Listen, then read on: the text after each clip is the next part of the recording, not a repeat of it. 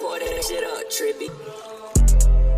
I remember when time was hard. They left my brother scarred. Pop a perk and I'm going to Mars. We used to... All right. Welcome to the Burne Boys podcast. We're not a sports podcast, but we will probably talk about sports a lot. I'm John. This is Wade. And we have a special guest today, Ramses Sandifer. Oh, gee, Rambo. Yes, sir.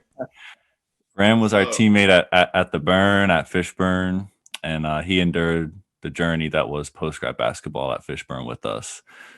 And we were the last class of Fishburne post-grads, too, so clap it up for us. We ended the program. I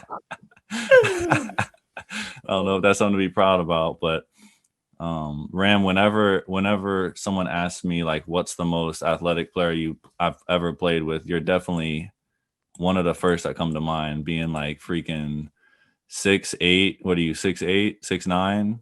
6'8", man. With them big ass arms, and he got the 1 he foot and the 2 foot bounce. Yes. Like how you He want doesn't. it. It's not like he's dunking it like shout out Germ, but he's not dunking it like Germ, just like throwing it in. Ram is breaking the backboard, breaking the rim every time he dunks it, bro. Like the whole gym here is that type of dunking. So we're definitely in presence of a freak athlete right here. Man, I wish. Like I said, man, it's been a while, so I don't know if I still got it in the tank, but like that's the story, man. That's how I got started. Freak athlete, was really raw, and just took it from there, man. But, yeah, you started shooting too. I remember, obviously Huck has his ideas of what we could do, and like didn't want you to shoot. You could shoot, but like you could shoot though. You could actually shoot and dribble. That was the thing. Like I wasn't a big skill guy at first, but my like when I was in Mississippi, of course, I tried to, stay away from just being a raw athlete. So I started trying to expand my game a little bit.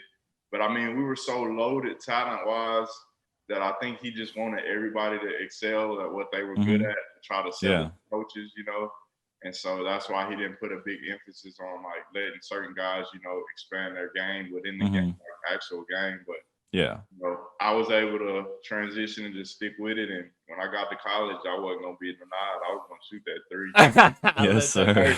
Wait, I know you remember the practices he used to put me on the B team at ULM. I used to love it because he'll have his A team out there, and I'll just be like, I'm not gonna say no names. I'm going at your neck. And I remember I hit that game. It was like a buzzer beater. We needed one bucket, and I hit a 3 at the top of the key. And Wade was on my team. He's like, "That's what I'm talking about." Yes, sir. So Wade that's what I'm talking about. I gotta be the hype man. He was the Wait, hype. so that's how it was at Tampa too. So I was always on the B team, and all the starters would want to play with us because we would share the ball because we don't have no rules. Like we're running the other team's offense, or we're just like just playing, getting buckets, and we're not getting yelled at as much either because we're not starting. And so all the starters would want to play with us so badly, but then they'd come and it wouldn't work out as well. But that's how it was there? Like everyone was like, the B team is lit because you can just hoop. Yeah, man, it's fun. And like I said, man, it's crazy how small of a world it is because, me and John, we didn't know each other at all, but like the connections, that how you knew. So, Rob Williams, Big Rob, that's from UAB, who played my brother. Yeah. Real tight. So Rob was like my big brother. Oh, yeah. Same town in Mississippi. So when me and John met, I was like back home and I was telling him like where I was going to prep school and stuff. He's like, "You going to Fishburne? My homie Whitaker went there." I was like, "He got a little brother?" I was like, "Yeah." I was like, "He on my team." He's like, "Crazy, man." But like how basketball just gives you that, like, it's really like I call it a circle of life, like how you can just meet people and like form these different bonds. And bro, it's ridiculous, man. But yeah, dude, it's been a journey, man. Bro, that's a great point though. Like I would never like going into Fishburne, no cap, Wade. When you guys remember they like assigned us our roommates. Like I don't know if it's an email or he just gave us like a card or something. But I was like, I did not like Wade when we had our tryouts. I was like, that was literally, I was like, I hope I don't get this guy. And I don't know why it was. Wow. I think you were like a shooter, and I saw you as like competition. I don't know what it was, but you just like. You like, you keep to yourself. Like at first, you were like keeping to yourself, like getting buckets, shooting playing my game, and I was like, dang, I hope I don't get that guy. Listen, I got funnier story. All right, so when Huck first roomed me with you, I was like, bro, I grew up around white people. We got all niggas on the team, and I get the one white boy as my roommate. I was like, no way. But then you were the coolest roommate ever, though. Bro. Yeah, I was like, thank God, bro. Our room was so clean, and we were the only people that really kept our rooms clean like that. Like we could compete with the cadets type clean, bro. Man, don't get me started with that. Shout out my boy Lyric, man. I love him to death. That was a dirty dude, man. Like, hey man, I'll be like, hey Lyric, you trying to get them noodles up? Oh yeah, I'm gonna get them, bro. I'm gonna get them. Come back, like after doing whatever I'm doing, it's still there. Like it's been a few days, and then finally he'll just get this is how I usually went. When he ran out of room to pile stuff up, that's when he'll clean up. Like it's to the point where like you would literally see him go to Yeah. and he'll be like, dang, I can't put this here, it's gonna fall. And he'll finally get up Yeah. trash bag and put everything in. Like our rooms were so small that if it wasn't clean, you really couldn't walk around at all. Like you just had to get out of your bed and leave. No, like I really want to go back for the nostalgia because it's just like I know how much we are like a lot of the guys talk about, bro, that was the worst experience. Bro, I really think it helped me in a lot of ways other than basketball. You see what I'm saying? Because like it's just the mental part of it. Because I'll be honest with you, man, and I'm not trying to go on a rant, but I could have gone like to some of the same schools that offered me at Fishburne straight out of high school. But I didn't think my main reason to go to Fishburne was I need to be mentally mature. Like I need to physically get more mature, and mentally I didn't think I was ready for college because I knew me at that age. I was not going to be focused on just basketball. I wouldn't everything being thrown at you at once. When I got to Fishburne, it was so many restrictions and so many instances where Coach Huck was giving us the raw side of it. So when you got to college, you kind of was just like, okay, I remember him saying that. You know what I'm saying? Like, and so that's the aspect of it that I like. And I like the basketball part of it and the whole recruiting process. Yeah, it could have been done totally different, but I still think there's a lot of valuable lessons that we learned, and the fact that like we went through that together. That's why we're still together. Because I'll be honest, there's some guys from previous college teams that I played on, and we're good, we're cool, but it's like I would pick up the phone for any one of you guys at any moment. You see what I'm saying? Yeah. I feel you guys would do the same thing because we literally, like when you talk about going, like you don't think about it, but like we had to walk to the Kroger's. We had to carry the groceries back in our hands, bruh. Man, like we're not talking about like going to the store like, hey, hop in my car. Like in college, if you don't want to mess with some of your teammates, you can go do your own thing. But like at Fishburne, like y'all trying to walk to McDonald's, like, bro, we used to trek to McDonald's in the snow. Like, and I'm from the South, so I'm looking at it like, what are we doing? Like, I'm talking about heavy snow. I'm like, yo. Bro, me and Wade one time going to you brought up McDonald's. We were so hungry one night. Like, you know, we would get dinner at like 5 p.m. and then we're like, we don't have anything the rest of the day. We can't leave. Like, and I think it had snowed, so Coach Hill and Coach Steve weren't going to pick us up our nightly Little Caesars. Bro. So me and Wade were like, bro, I'm like sitting here starving at like 8 p.m. I'm like, I can't go all night. So we're like, all right, we're gonna go to McDonald's. And it was, I don't remember if we were in trouble, but like we knew they weren't gonna let us go if we had asked the whatever the guards were called. And so me and Wade just walked off campus, and because I mean you could do that. It's not like they're gonna stop you, but unless they find out. And so we're like right past like the tennis courts, probably like 50 yards off campus. And Coach Abrams' whip pulls up right behind us. He goes, where y'all going? And me and Wade were like, we're going to get some food. He goes, y'all signed out? And we're like, yeah, we did. He goes, all right, I'm gonna go check. And we're like, all right, cool. And so we're just walking there. We're like, let's just enjoy our McDonald's, bro. We know we're about to get ragged. I don't think he either checked and like let it slide, or he just didn't check at all. But it was so scary. Shout out Coach Abrams, bro. Yeah, I like Coach Abrams. But yeah, like he was all about the players though.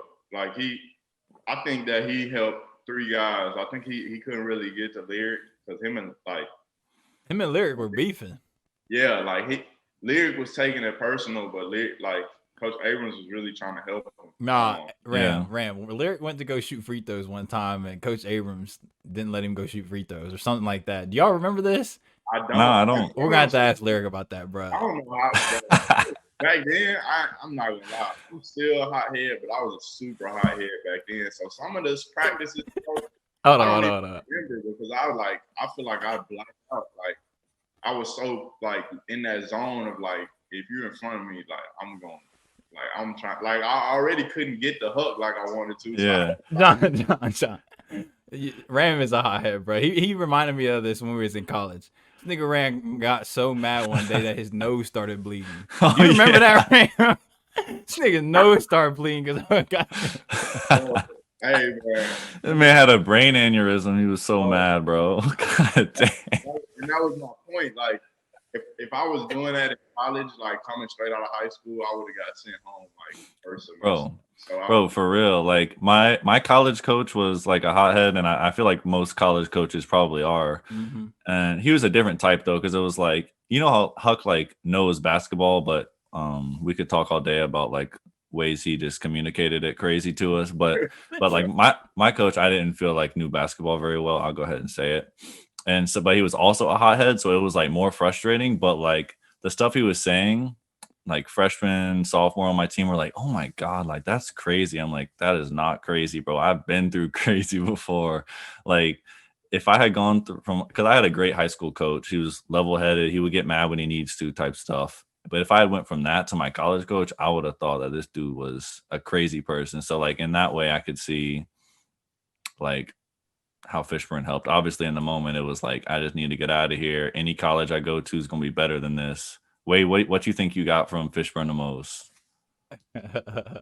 I like playing with the competition and competing with y'all every day. That's what Yeah. I remember. Remember those late night pickup games at the end of the year? Those were super fun, man. Coach Hill, baby. Coach We need to get Coach Hill, bro. Someone find him. Find Coach Hill. Are you still in contact with Coach Hill? Ram? Bro, I haven't talked to Coach Hill since we left. Like, Damn. to be honest, I don't know where he went. I know he was trying to rap. Y'all were Coach boys. Hill, Ram, y'all were boys though, bro, because he was telling you all the inside stuff.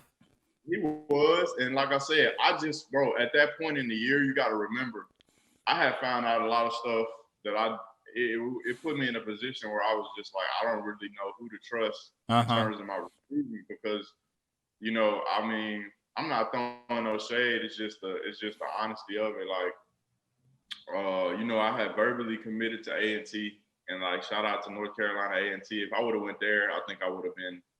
I probably would have. I don't even say that on the air, but I would have been a different cat, man. I would probably would have had some young running around because they women up there. Woo. That visit, the visit was so crazy, man. So, and at A&T, all these, bro. Yeah, North Carolina A&T. Yeah. So I went on my visit. It was an apartment party, man. Like, so it's probably 100 people, no exaggeration, in a small apartment. Upstairs. No masks? No, I'm kidding. Hey, this is before the Rona.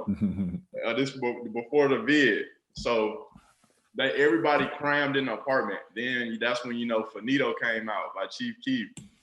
And when that came on, dude, everybody started jumping like Finito, like, and the floor fell through, like broke. Hold on. You're on the first or second floor. I've seen a video of this. I don't know. It might have happened a lot of times, bro. Chief Keef done broke a lot of floors. I'm not exaggerating. The literal floor from the second floor of the apartment snapped. Everybody heard it crack, and everybody ran out. And the funny part about it was, right when it broke is when the police pulled up and was just like, you would have thought everybody would have panicked and dispersed. It was a dude that just said, all right, go to this apartment. And they took the speakers and everything to a whole nother apartment and started doing the same thing. I was just like, yeah, Ram, if I come here, it's probably not going to be good. I'm not going to go to class. I'm not. But, I mean, shout out to my HBCUs because they putting product students out. And like I said, I'm definitely pro-Black school and all that. But like I said, the whole recruiting thing, that's what I was talking about, was hard for me. So Coach Hill, even though we was cool at that time, I didn't really trust what he was telling me. But looking back on it, he was probably the realest one in terms of reading like the coaches that was coming in. Because, you know, they say whatever they want to try to get you. Bro. You know as well as me. Those coaches tell us like anything you want to hear to get you to that school. Yeah, Coach Hill was like at the perfect time, like to be like a mentor to us during there, because he was still elite, like he was still a great hooper. He had just came back from overseas, I think, when he started coaching, and then obviously knew the game well, but then was like had just done the whole college thing and was still like a really good hooper. So he was like should have been or was a great mentor. I didn't really get to know him that well past like just like normal conversations. Yeah, he was a good mentor. I liked how he always like I was struggling on a lot of Fishburne. He would always like, keep telling me to keep my confidence up, basically. You know what I'm saying? Yeah. Do you ever do that with y'all? Yeah, that nigga would hype me up to make me feel like I was Michael Jordan or something, bro. His whole thing with me was like, my whole thing was my anger, bro. Like he was really just adamant in helping me control my emotions. Because I'll be honest, Coach Huck used to always say, "You too emotional." Hey, he called me mama's boy, bro. I forgot Ram used to get so angry, bro, because I just know you as you are now. Like just talking to you, I hadn't played with you in like 6 years. Bro, it was so he used to just be like, "You so emotional," but like it was just at that time, bro, I was so hungry for it, and I felt like Huck was just standing in the way. And when somebody is just in the way of what you're trying to do and trying to prove, it's just. And then like, shout out to my boy Dale, bro. It was like the thing that frustrated me the most sometimes is just like I'm not a guy that hangs on to favoritism. So when I see it, it really boils my blood. So like, Dale was probably one of the most skilled bigs I've ever played against at that level. Not gonna even lie. So I'm giving him pub. But Huck was I feel like, in love with his upside that he didn't push him as hard as he tried to push other guys. You know what I'm saying? That's true. I could see that. And that used to just bother me because I'm like, you ride certain guys, and I'm just like, we not the guys that need to be like, you need to get him in a gear. Because they've got generation changing. Oh, I forgot about that. Generation. If you think about it, and you look at some of the NBA guys now, like my comparison to Dale at that time, he was a LaMarcus Aldridge, bro. He just wasn't as aggressive. Like he could post you up, he could finish. No, Dev would be a perfect NBA talent right now. I don't think he's still hooping, but he could, because he was like a stretch five. Like before that was like all that centers are in the NBA now. Man, that's how like the elevation of like the game, how it can change. Like if he was doing what he was doing like 3 years prior, they probably wouldn't even sign him because they would have been like, oh, he can't bang inside. But he was at the right moment to where like the big schools, they recognize this is where the NBA is going. So that's what we're looking for. Even with me, like I wasn't shooting it a lot, but I was talking to some bigger schools, and that was their only question was like, you got the athleticism. Your arms long, you got big hands. The attributes are there, but can you knock down the shot consistently? And I was just like, at that time, I was still trying to polish it. And so like a lot of those high major interests for me just kind of were, just interests. So, but it was that whole journey, man, just seeing guys develop and watching them play in college, man, it was crazy because it was just like, man, I really was with these dudes every day.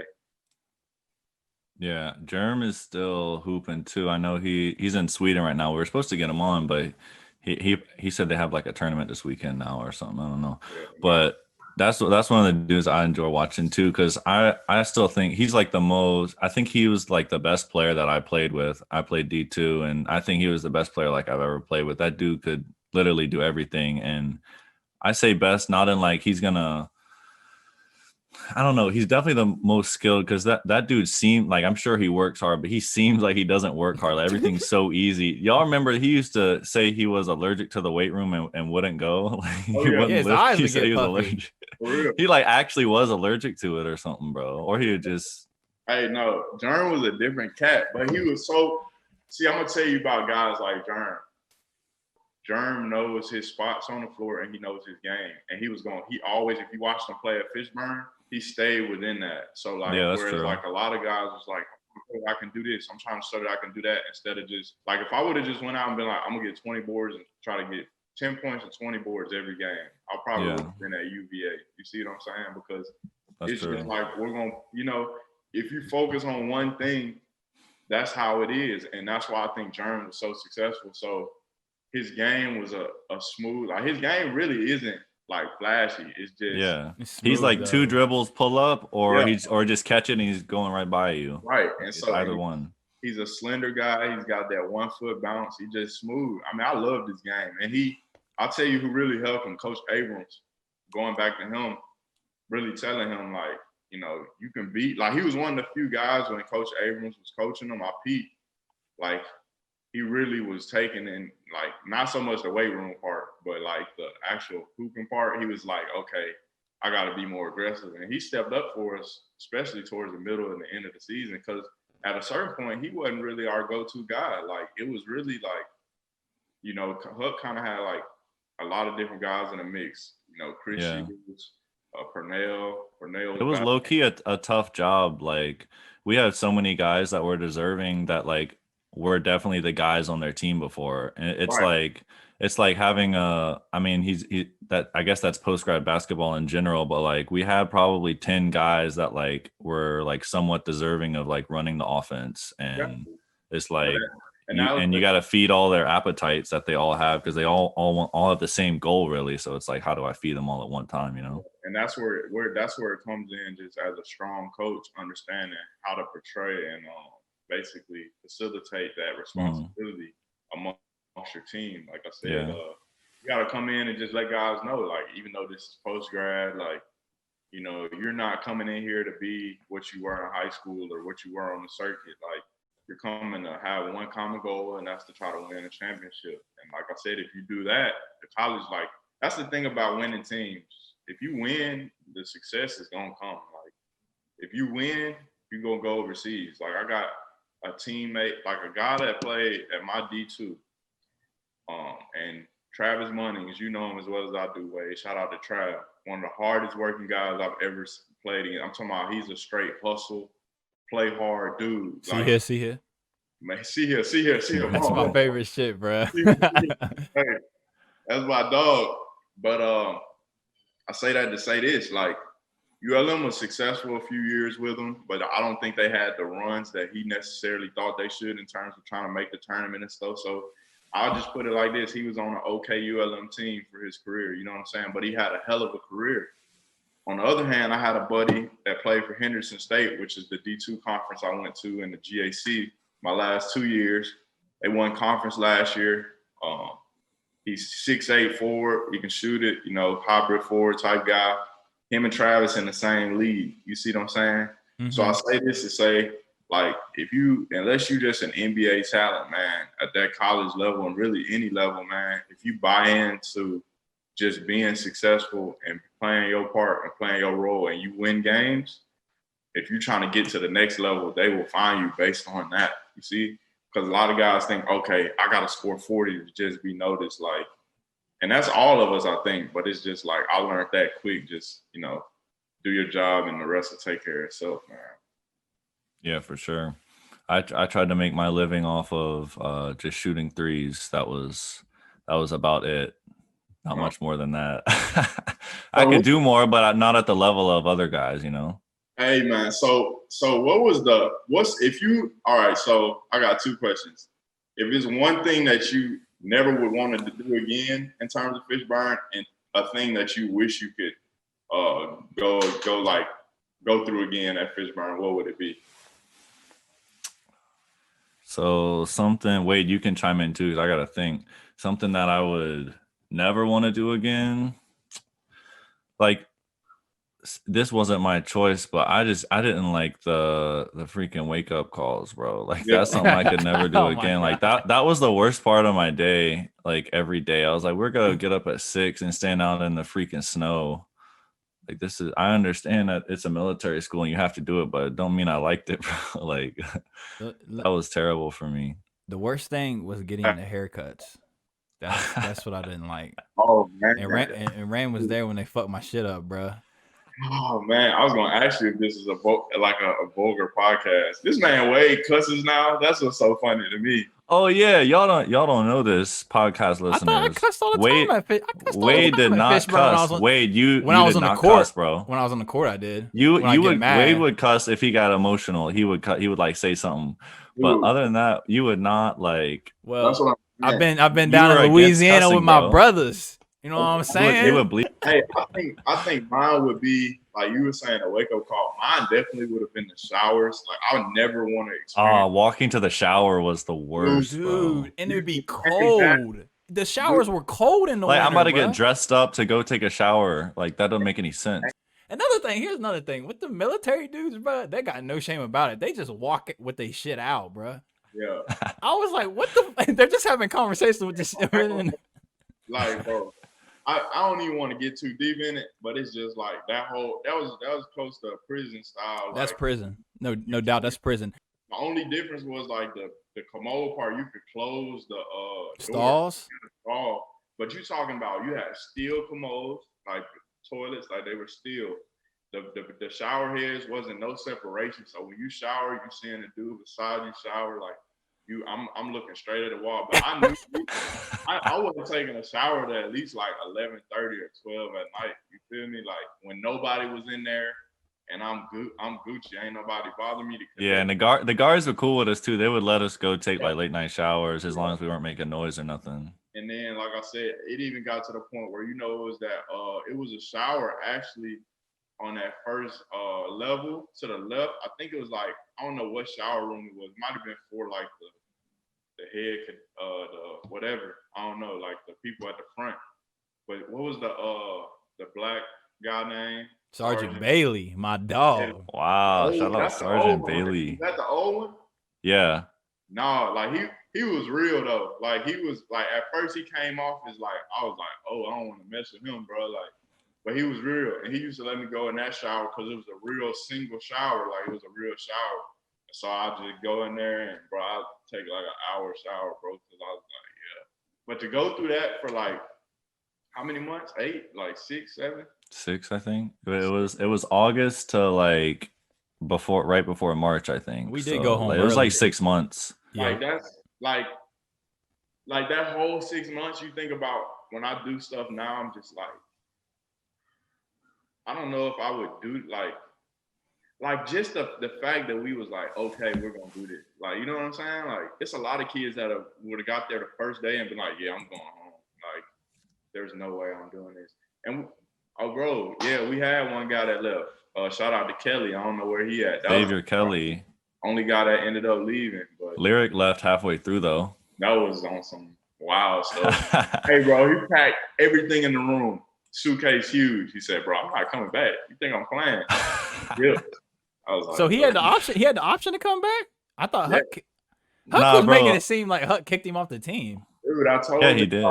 I told y'all that though. I was trying to I was there because he's my roommate, of course. He's like, dude, Huck was trying to convince him to stay and everything, telling him about schools that he was reaching out to him for him and everything. But you know, Lyric, he was already like, I don't need this, bro. You see what I'm saying? Like, Yeah. you gotta remember, Lyric is the same dude that locked up Kelly Oubre, and don't quote me on this, but I think he either locked Kelly Oubre up and then dropped like 40 or maybe 50. He had like a Against Louisville, like when he got the Louisville offer, you talking about? Yeah. I think He had 60. He had 60 something. It was something ridiculous. He had like 60 or close to Yeah, I 60. watched the highlight. It was like 60 something points, bro. Like he was that type player. Like so, and you know he has to be good because if you look at his schools that he's bouncing around from, bro, he went from like TCU to like he went to another school that was a decent sized school, and now I think he was at like St. Mary's or something. Like he was Last time I saw him was at DePaul. DePaul. That's right. Yeah, I went and saw him play at DePaul. Because they were playing against USF. It was like 10 minutes from me in Tampa. Did you get to talk to him after the game? Yeah, That's what's up. it was cool. Me and Lunk went to the game, bro, because Lunk live in Florida. Lunk is a kingpin. I still believe that. I don't think you want to say that. I believe Lunk is connected to that cartel because, hey, the way Okay. Lunk moving, hey, I ain't gonna lie though. Lunk had it bad though because Lunk was really getting abused by Stan. Like, Wait, no, that's not the bro. The first encounter I saw between Stan and Lunk. You know, Hey, listen to this, right? Nigga, Stan bumped into Lunk, right? And Lunk was like, "You better watch what you doing, bro." he said I'm not the one. Yeah, that's what he said. I'm not the one. And Stan was like, "Bro, who is this? Bro, who is this?" Yeah, y'all. And Lunk was like, "All right." But yeah. Nah, Lunk was trying to be. Hey, look, but that's why I think secretly. See, this type of relationship Lunk and Stan had. Stan could fuck with Lunk, but if somebody else was to fuck with Lunk, Stan would have fucked you up like on some shit like that. Like, cause Lunk, like, I mean, it was. I mean, I used to see the funniest shit. Like, he would rib on Lunk and stuff, but I could tell that like that's the thing about the relationship. That's how you know they're like brothers. It's just like only we can mess with each other, but if anybody else outside of us messed with us, it was like I really don't feel like Stanley and Lunk liked each other, bro. I don't know. I feel like they don't feel like brothers. I thought they got for real. Cool. I'm trying to tell you they was cool, man. Because I seen some stuff that I could tell y'all off the air that like I was just like, you know, you're just not gonna do that unless you really, you know, you may. Oh yeah, I know what you're talking about. Kind of. There wasn't a lot of fights between our team, was there? I don't remember any. I'm trying to. I feel like there had to be a couple, bro. Me and Pernell, we got into it a couple times, but it never. But no punches or anything like that was ever. Ram, did you have a roommate after Lyric left?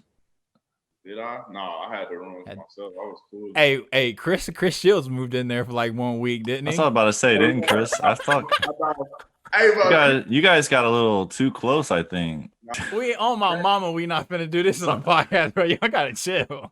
No, he moved, but you gotta. That's what I was gonna talk about next. You gotta understand, John. I really linked up with Wade and Chris before Fishburne because we played on West Virginia Wildcats. Shout out to Coach Long and what was the Coach Cinco. Hey, you remember that night Coach Long was drinking and we were just talking to him all night? Hey, bro, I really want. What type of AAU team, No, Coach bro? Long is the coolest, bro. He's like a father figure, bro. I gotta reach back out to him like ASAP. You still got his contact? I think so. I can send it to you. I need it, John. I'm gonna reach out to him. John, like, he would let us come stay at his house for the tournament. Hey, look, John, and this That's is legit. like you gotta understand where I'm from. I'm from the deep south. You know what I'm saying? The South. Yes, sir. He was like, "Yeah, just come stay with me." Bro, I don't know what my parents are just cool with it for. They just like, go ahead. Bro, I went up there and stayed basically almost half the summer in West Virginia. We worked out. That's where I met Chase Harler. I met all them guys, Levi. And, you remember that night Levi was driving us? Was you in the car with Levi driving, bro? Well, I swear we was like 9 deep in one car. I don't know how we all This dude, Levi, is the craziest driver I ever seen in my life. The craziest human being I ever met, but I love him. Like, he's himself. Yeah. He don't change for nobody. That's why I like him. And like I said, he was but that whole West Virginia experience for me was huge, man. Like, I got cool with Chris. I met his family, met your family. Shout out to your mom, man. I sent her. Oh, yeah. She told me she got it. She was like, "Look what Ram sent me. Look what Ram sent me." But I mean, like real family. But dude, that was love, man. This is the funniest moment. This man Wade. So we're at dinner, right? I don't know what this man about to say, bro. I don't know what this man about to say. This may have been my first dinner with a white family. So she made a steak, half-baked potatoes. I'm talking about it was banging too. Shout out Miss Long. And it was delicious. So we eating it, and we were about to eat, and she was like, "Do you want something to drink?" And this man Wade goes, "What you got?" Like, bro, what was I tried to say it in a polite way, but like, what are their options? What do you want me to say? And he said that. I looked at Chris. I was like, she told him, he's like, "That's fine. Just give me a and you know how casual he is. I'm just like, yo, this way. Hold on. Okay, so Ram, back up real quick. What was I supposed to say in that situation? You're supposed to just simply say, I'm not opposed to anything, but what do you have? Not what you got. Like, it was the way you say. My like, fault. Yeah. It's how you barked. You kind of barked it. And I was just like, oh. What like, you got? like, that's how, if you said it to me, I would be like, I got this, that, and the third. But it's like, it was the fact that she was like she pretty much was like our mom for real. Bro, she dropped me and Chris off, gave us money at the mall. We went to the movies, ate, bro. Like, but that used to be a saving grace when your homies' parents were in town, or if your parents, and it was like a known thing. Like if Wade's family was in town, they were gonna take me to dinner, and if my parents were in town, we were gonna take Wade to dinner. Like it was legit. Your dad always bought me Chick-fil-A, bro. I always try to pay. That's always just Chick-fil-A. He would never let me pay. So shout out to Mr. Whitaker, man. All right. So on to some sports. So obviously we got to talk about Harden to Brooklyn, bro. What y'all think? What y'all think about Brooklyn now? Hey, first of all, I'm sick. Okay, let me Why tell you sick? Hold on. Why you sick? Dude, first of all, I love H-Town. Like I like the culture of Houston. I like Houston. So like, and it's in the South, low key. So it's like when people are like, "What are you a fan of? What's your team?" I say Houston. But like James Harden is my favorite player. KD was my favorite player, but like he takes so much heat behind switching teams and how he went to Golden State and the little stuff he do. It make it hard to go to bat for him because you got the whole Twitter scandal and stuff like that. Yeah. But I was just hot because I'm like, James Harden really, like, he kind of like LeBron getting to everybody. You see what I'm saying? Like, I'm not saying it's a bad move, but I just don't like. I just don't know. Like, it's just everybody. I see what you're saying. It's 3 crybabies on one team. I'll be honest. Yeah. Like it's different. So obviously I'm the biggest LeBron stan, but it is a different situation. Like LeBron finished his contract in Cleveland and then signed with a different team. Like I don't see anything wrong with that. It was like a new concept. Everyone wanted him to be Jordan, wanted him to be Kobe, stay on the same team the whole career. But then like Harden was like, my contract's not done. I'm making what does he make, like 40, 50 mil a year on the Rockets? And he's like, but I want you to trade me. And I want you to only trade me to these 2 teams. And I'm like, bro, you don't own the team. Like you're on contract. You're getting paid to play. You don't get to decide all that, bro. And it ended up he did get to decide all that, but still. But then it's like my whole thing was just the way he went about it. Like, yeah, interview where he was like, I wasn't disrespectful. He basically said in the interview, we're not gonna win. Like, he's like, these guys just got here, and it's just like we're not gonna win. Yeah. Like, what are you saying about guys like Boogie and hey, John Boogie Wall, didn't bro, like it. Boogie didn't like it. You bro, heard what Boogie coming, said? Yeah, what did he say? I just saw a press conference when he was like, just talking about how disrespectful James Harden has been. Yeah, and you got to think about John Wall and Boogie. John Wall has never been on a winning team. Like the Wizards have been winning like 1 or 2 years ever. Like with John Wall, he's coming from like a terrible team. He's like, we got Boogie, we got PJ Tucker, Eric Gordon, and James Harden. Like we are elite now. I'm finally on a roster, and then he got the best players saying like, no, y'all trash. Like imagine. Was he sending shots like that toward them though? Bro, he literally said they're not skilled. Well, damn. Like, he said he's like there's no chemistry on the court. He's like, we don't have the chemistry, we don't have the skill to compete for a championship. Is what I'm like. Yeah, he was saying he basically said that which is true. They wouldn't have won a championship this year, but they would have been competitive. And I guess you got to look at it on both sides. How long do you want to be competitive? And I honestly think that what got to James Harden too was the pressure of people saying like he chokes in the playoffs. You see what I'm saying? Because let's be real, he makes it to the playoffs, but he to me he vanishes.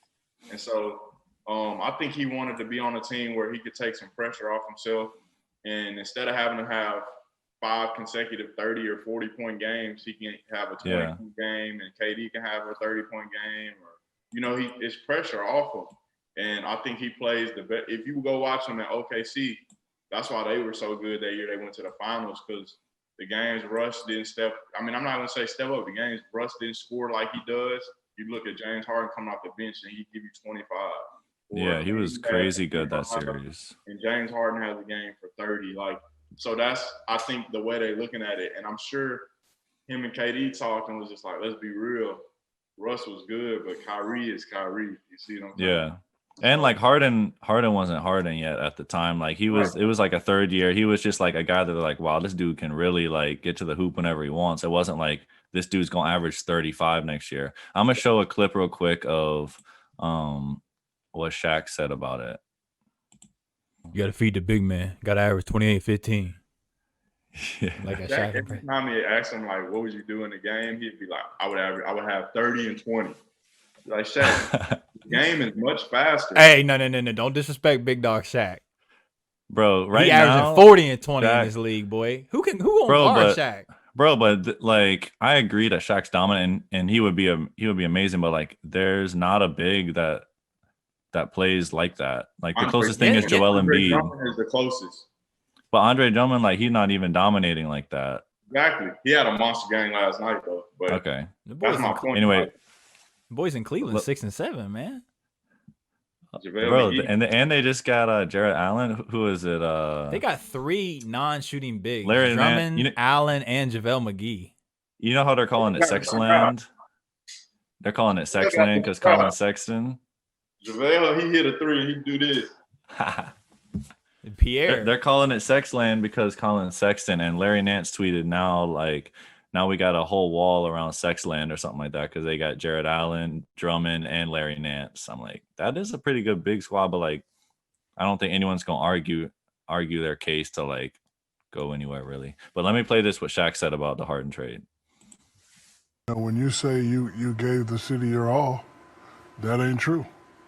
And I'm about to say some things, and keep in mind I have G14 classification to say these things. You asked for Dwight Howard, we gave him to you.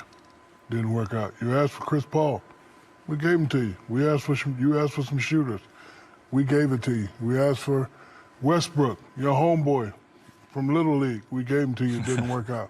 And when you say I gave you everything, I say no, you didn't, because the last 5 games when it comes to elimination, you're 1-4. You've been shooting 41%, 24% from 3, 32 assists, and 27 turnovers. I used to be like James. I used to come home and complain, man, he didn't do it. And my father, rest in peace, Sergeant Philip Harris, used to say, but what the hell did you do? So when it come time to show up, he ain't show up. So I know a lot of people in Houston glad he's gone. So now he got his little super team. He got to win this year. If he don't win this year, it's a bust, period. Listen. You see the little shot Shaq threw though. Like, I got G14 classification. I got them rings. I like that. Well, Shaq is real though, because I agree with him. I didn't really think about it like that. I haven't seen that. That's what Kenny Smith said after Shaq said it. He said, "I never think about it like that." It was like, damn, that he has had a lot of people. Because like, no BS, Chris Paul is a team changer. Like, yeah, he's like winning with the Thunder like 2 years ago with no one on the team. The Suns this year, he's making them better. He's making them better. And it's just like, you couldn't get along with him, and he's a true PG. You see what I'm saying? So bring in a Westbrook. Y'all go y'all separate ways. That's a lot though. But like I said, that's why I think that move and that transition is better for him, because I don't think he's a superstar, but he needs to be with another superstar. You know what I'm saying? Like, he needs to have an elite. He needs a KD. He needs a bigger superstar in front of him. Like a AD and a LeBron, he needs a Kevin Durant and a James Harden. Yeah, so go ahead, John. Go ahead, Wade. No, you go. So we were talking about this on Xbox earlier. Who you give the ball to take the final shot? I'm going KD. KD, yeah. KD's the first option. Okay, who's the second option? It's definitely KD, but I think that it can go either way. It depends on matchups too, and it depends on what type of game it is. Because let's see, if you got obviously it's KD, bro, because there's no situation where KD can't score the ball. You see what I'm saying? Mm-hmm. I've watched James Harden in person multiple times. And to me, the best way you guard James Harden, if you're quick enough and you don't bite, if you can stay low, if you get into James Harden and you play him physical, what happens is, if you're a guy that kind of gives him a cushion to where he can lull you to sleep, get that like, if he gets space, he can get his shot off. If you play him too tight and you know he can get around you, he gonna shield you and you can't get back around. And then he's just gonna flop and get a foul somehow. Right. But if you can, I'm trying to see who guarded him the best. There's guys in the league that know how to guard him. You just have to guard him straight up. Yeah. Don't bite. Listen. And just be consistent. He'll struggle. Matter of fact, when I was at the game when Boogie got hurt, and when AD was still in New Orleans, I can't remember who was in New Orleans at the time, but whoever was guarding him, Drew Holiday. Yeah, I was about to say Lamps. Oh my God. Hey, bro. All that step back shit, bro. Every time he tried to do it, he couldn't get space on Drew Holiday. I saw him get that shit blocked like 2-3 times because he's not athletic. So like, when he steps back, that's strictly just to get his shot off. But like, Drew Holiday was anticipating a step back, so he was there. So he's contesting that shit. He still what you mean he's not athletic though? John. James No, Bro, Harden not athletic. he punches on people when he wants to, but he normally is driving seen because he James- wants to get fouled. I seen James Harden try to dunk off 2 feet and got rim stuff, bro. Hey, look, he's Was that before or after the strip club wings? No, look. Like we talking about NBA though. Like Okay, you're right. Everyone's elite there. like everybody's elite. Like everybody Okay. in the NBA is athletic, but the guys that are elite athletes, like a LeBron Yeah. is like an elite athlete. Like I think maybe I take it personal when someone says like James Harden's like not athletic because like me personally, I'm built different. I'm like, what does that make me? Oh, like that's like so you got just different levels of athleticism. And in the NBA, the standard for athleticism is like you can be a Zion or you can be a Luka. You know what I'm saying? Like a Luka will sneak and dunk on you, but that's not gonna be his first thing. Like a Zion, if he Zion needs so bad, but so overall, you think are the Nets, so barring any injuries, obviously, are Nets like in the NBA finals this Yes, year? no question. he don't play. I don't know. I can't Yes, no question. think the Boston Celtics look good. Wade, you sound like a casual, bro. What do you mean no question, No bro? They got to question, get bro. along. I'm not gonna lie. Kyrie has not gotten along with a team He got, ever. got along with LeBron. They got the chip. No, they got the chip because because was- they just like LeBron was gonna get the chip. They were down 3-1 to the Warriors. They shouldn't have won the series, bro. They still got along enough to win the chip, though. I know they won it, and Kyrie played out of his mind. LeBron played out of his mind. Both and they won them it. two. Both them two. Yeah, Are so crazy. I mean, I'm not saying they're not gonna be in the finals, but it's just gonna be hard because Harden has always like he's always had like complaints and stuff. And same with Kyrie, and it's like if you guys are gonna have complaints to each other, you guys are gonna hate each other because both of them complain.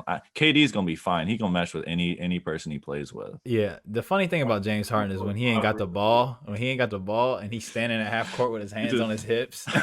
I'm like, dude, you're not even in a position to catch and Bro, shoot do you that guys bitch. not have an offense? Like, what are you doing?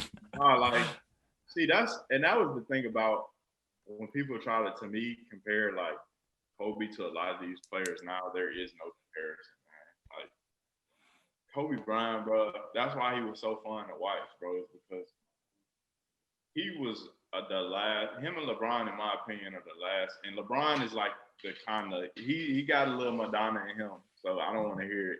Just admit it, John. He's a prima donna a little bit too.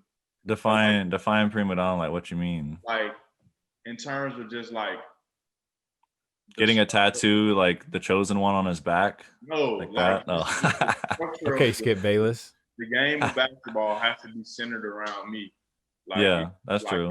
This is my show, and like, and but yeah, and I feel like his reasoning is like it's better that I make the decision than like if J.R. Smith makes the decision. Right, and he solidified it. But I think that the last player, great player, to just be like, I don't care who's in front of me, I don't care who you have on my team, I'm gonna do what I gotta do. Mm-hmm. Like Kobe, like I'm gonna take the last shot, I'm gonna take the first shot, like. And that's a different mentality, for sure. Do you like? I think someone who has the opportunity to be like that is Luka. I think he like is someone that is he's just trying to win. Like his stat line would be crazy, but it's not like he's trying to get the stats. Like he's like, I can score here because I did whatever and I'm at the rim now, and then also gets like 15 assists. Like I think he's another person. I'm not saying he's on Kobe or LeBron level, but I'm saying he's the type of guy that's like. Nah, he's a dog. Gonna do whatever he needs to win. The game looked easy to him. He showed you, bro. I didn't believe it at first. I didn't either. I was like, who is this slow? He's so slow. Wait. Before you say Ram, I saw him. I was studying in Spain, and I saw him playing the Euro Cup one game. Like when he was playing for Madrid, or when he was playing for Spain, it was in Madrid, and it was before he got drafted. Obviously, he was about to be the number 1 pick, though, and I was like, this dude is garbage. He played like 14 minutes, had like 6 turnovers, kept getting subbed out for bad plays. I was like, bro, this is the dude that's about to go number 1. This dude is garbage, obviously. And I told all my friends that. And my friend is a huge Mavs fan. I was like, bro, biggest mistake ever. Y'all drafted Luka. And obviously. But dude, a lot of people don't understand the Euro style of basketball is so much different than like the NBA. That's why when he came over here, he's like, "This is." He said it. He's like, "It's way easier. Yeah. Like it's more space." He's like, if I play team ball, no one can stop us because no one plays team ball. Right. Yeah. Like it's like Euro, bro. All my friends that are playing overseas now, they're just like, bro, it's different. Like they struggle. Like you got to really get adjusted to how they play in different countries.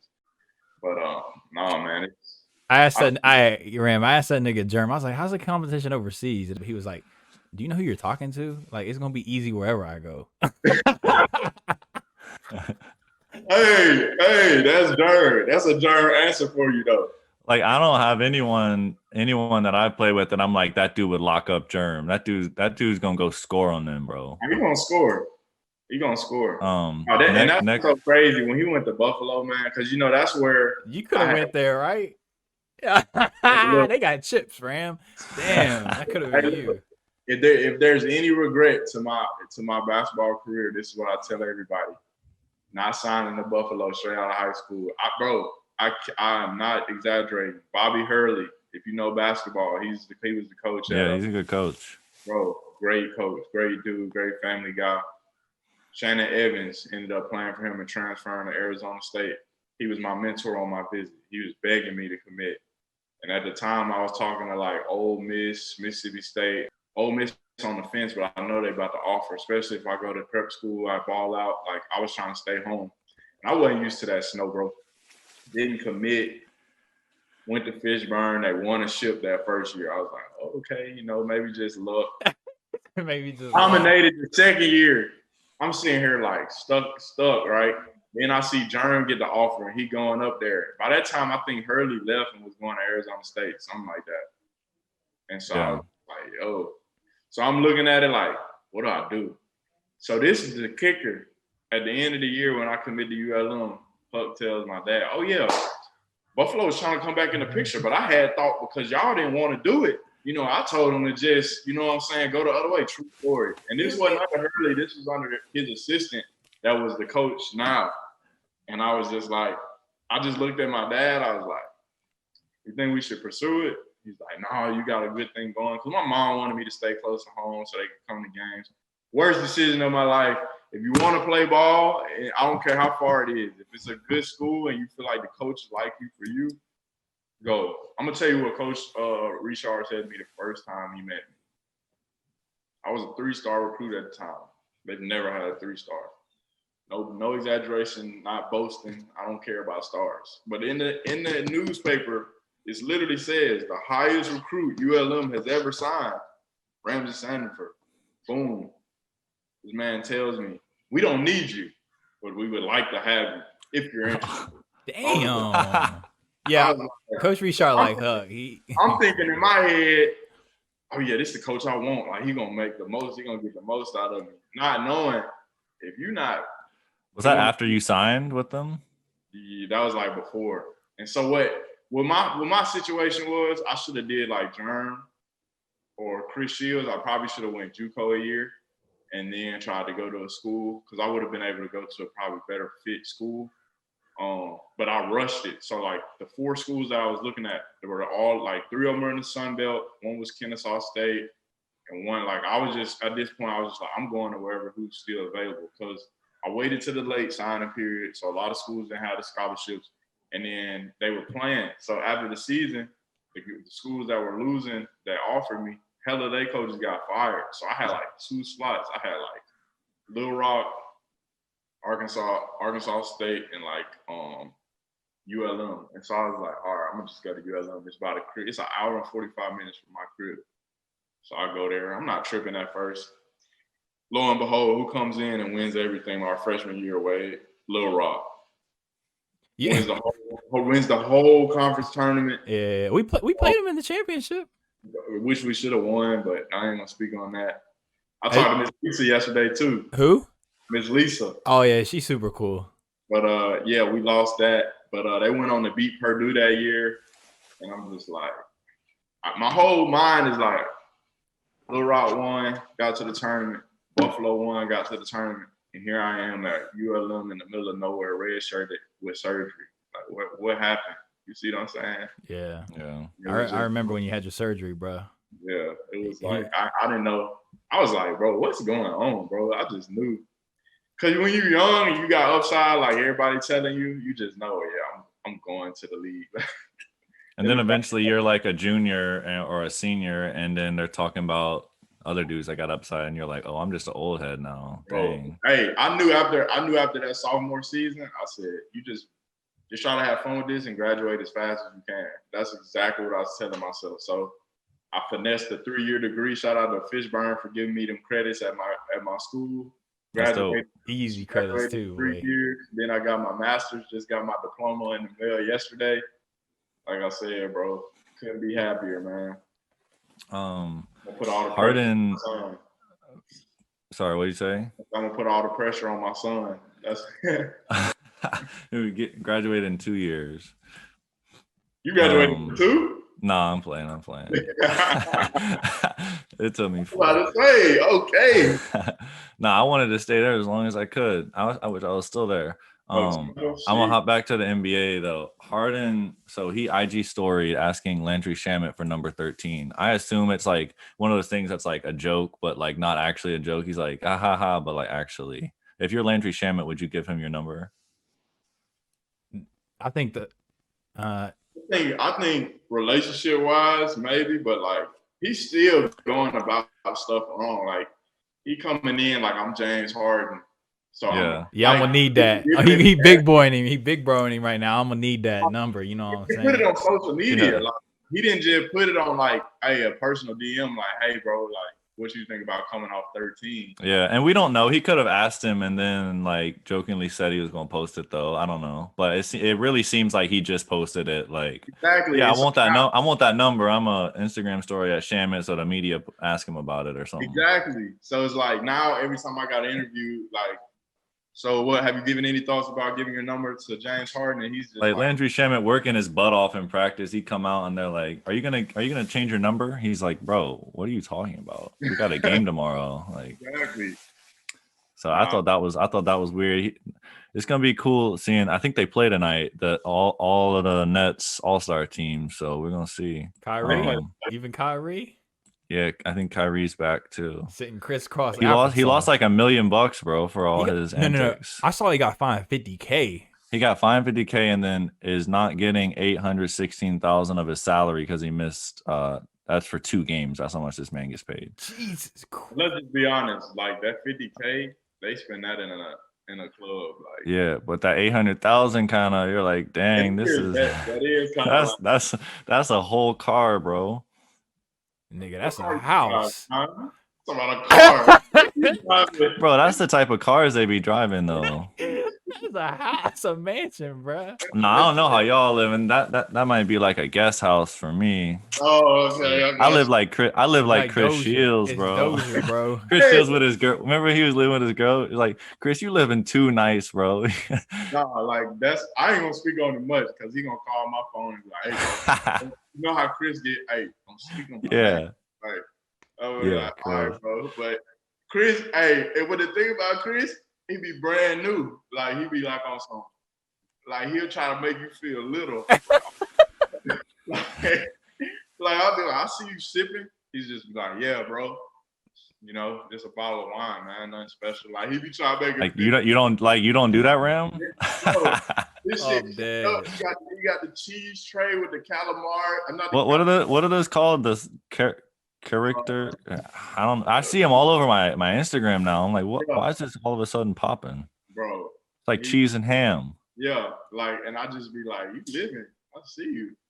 Shout out to my dog Chris Shields, man. Chris Shields. All right, so some people were burning Harden's jersey. I think that's wrong. I want to go through a list of 4 different players whose jerseys have got burnt, and I want you guys to say if it was justified or not. I don't want to say justified, but want to say like you could see where the fans coming from because I don't ever really justify it. Like that player is just playing a sport.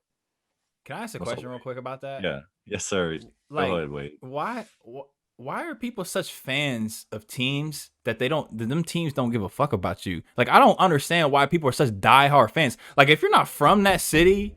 And like you didn't grow up, like I don't understand. I don't get it. Can you? It's the connection though. Like once you get affiliated, like you gotta understand. Some people like that. That's the first thing they do when they wake up. Like they go check to see what their favorite player is doing on social media. Like and especially now with social media, like they have a real connection with their teams. Like that's why people are so bought into it. And I didn't understand it either, but it's even worse in college though. Like college football, like that's the worst. Like people are like elite college football players. They're like, why you leave? Why didn't you stay another year to try to win a ship? I'm like, because he wants to go make $50 million next year is why he didn't stay. Yeah. So the first one I want to go is LeBron when he went from Cleveland to Miami. How do you guys feel about his jersey burning? Because that was like the first time I think I saw jerseys being burnt was when LeBron left. See, I think that's before he won one in Cleveland, right? Yeah. Yeah, the first time he left, he was ringless. KG said they ran him out of there, bruh. So I think that it was justifiable, but at the time, I think justifiable him to burn his jersey. Not like as a fan, like if you didn't bring a ring to the city, I can see why they were so mad. You know what I'm saying? Look at who he's playing with, though. You're not winning no ring. Bro, it's Cleveland. Dude, when he left, the economy went down. Like that's a game. Yeah. He a game changer. People lost their jobs. Quicken Loans probably went out of business. People were sick. So like that's why I said that time was justifiable. I got you. Yeah, justifiable in terms of like not saying we would do it, but like I see why the fans were so enraged. I wouldn't do it personally, but I can see why some people were so mad. Yeah. How about Durant? When he went from the Thunder to the Warriors, he was getting burnt for sure. Hell yeah. I ain't gonna lie. Jeez, that's the worst one I think that's ever happened. Man, I'm a Durant fan. God, I can't. Hey, bro, you cannot even argue, bro. If I'm killing you in 2-on-2, and then the next day you say, "All right, I want to be on your team," like you leave Russ too, like bro, they were borderline better than the Warriors in the playoffs. They're up 3-1, and then lost obviously, and then went to the 73-win Warriors. KD said it though; they weren't skilled at the Thunder. He wanted to go play with more skilled guys. No, I understand why he left, but it's just they weren't skilled. That's what he said. I guess I'm on that one. I'm 50-50 because honestly, too, you gotta look at it from a market standpoint. I think KD needs to be in a bigger market too. So OKC, if you've ever been to Oklahoma City, I get literally all that there is their basketball team, like Oklahoma City Thunder. That's why they got all them Oklahoma fans. Sooners football. Other than that, like there's nothing. It's just like those two sports. So all right, Durant is like I think that was the worst one. So I'm gonna justify that one just because I could see fans being so mad at him because he had played there his whole career, ignoring the Seattle switch. But Dwight Howard got his jersey burnt twice. Once when he went from Magic to Lakers, and once when he went to from Lakers to Rockets. What y'all think about that one? Dwight was hurt though when he played for the Lakers. He played I tore my labrum. I know what that shit's like. He played with a torn labrum, and he coming off back surgery. Like y'all gotta give the man a pass, bro. Like playing injured is not it. When he left the Magic, I just think it was time. He's been there since high school. Gotta remember. I think that people hated the Magic one because he basically got Van Gundy, whoever the Van Gundy dude. I can't. I think it was remember Stan. which brother it was. I think the bigger one that coaches still. Yeah. So he basically got him fired and then like demanded to leave or didn't resign or something. So they were mad about that one. Then the Lakers to Rockets, like this man was hurt. Kobe was bullying him in practice. Like no one liked him on the team. So like, why would he want to stay? He's hurt and he isn't hardly playing. Like I don't think I care enough about Dwight Howard to burn his jersey. So he's not that big of a player to my like he was a franchise player on the Magic, and then that was the last time that he was ever near that. I think more fans did that just because it was Dwight. You know what I'm saying? Yeah. So much baggage in terms of just media and stuff, but I wouldn't care. Honestly. Yeah, I feel like it was also part that like obviously the Lakers are gonna side with Kobe on everything, and Kobe did not like. Well, not that he didn't like, but people felt like Kobe didn't like Dwight, and so they were like, "Yeah, I'm siding with Kobe on this thing." R.I.P. Kobe, of course. And then Harden, the latest one, got his jersey burnt, What do you think about? If I'm a Houston fan, I'm gonna tell you why. How do you open a restaurant? He opened a restaurant and He gonna run it on Zoom, bro. Call 13 and literally said, "Peace, I'm out." Like, and then still is tweeting about people to go to. People, it ain't open yet. And I saw where some people were just like, they're writing reviews already and was just like, went to it. Just doesn't have that championship feel. Yeah. Damn. So That's funny. That's but funny. honestly, on that subject, I think he's eventually going to come back to Houston, though. I don't think that if he has a chance to come back, I think he'll come back to Houston. But he didn't leave in like a LeBron way. You see what I'm saying? Like, yeah.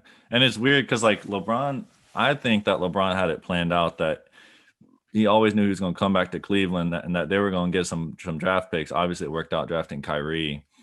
But like Harden left the Rockets and like they still have like a squad. Like they're not getting no top draft pick. They just got Oladipo too with Boogie and John Wall. Like they're going to win games.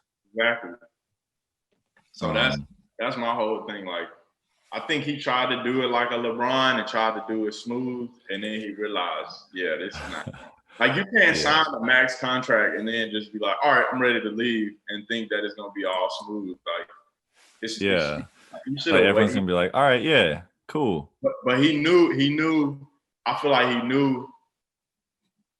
It's like this. I have to either wait until the media crucifies me for being a guy that can't bring a championship to Houston, or I can just leave. Yeah, it's a tough situation. And I feel like he had made his mind up before they even traded for, like, before John Wall and Boogie were coming. And so he was like once you get your mindset on something and it's like that big of a career choice, like it's not an easy decision to demand a trade. Right. It's like stuff has continuously happened with management, with on the court, and he's like, nah, I'm already done here. Like, trade me still. I'm gonna go. I want to show this Damian Lillard clip that was kind of. Dame don't run from the smoke. I already know what you're talking about. Yesterday he was tweeting about me. Yeah, Dame. All right, best point guard in the league. Killer instinct. That's a killer. Facts. Oh wait, I haven't muted. I'm sorry. Saying that it was a backcourt better than me and CJ too. Talk to him. Hold on. We're going to run that back. Please run that back. Yeah. Today? Well, that guy was shook when he said it. All right. Yes, sir. Press him, Dame.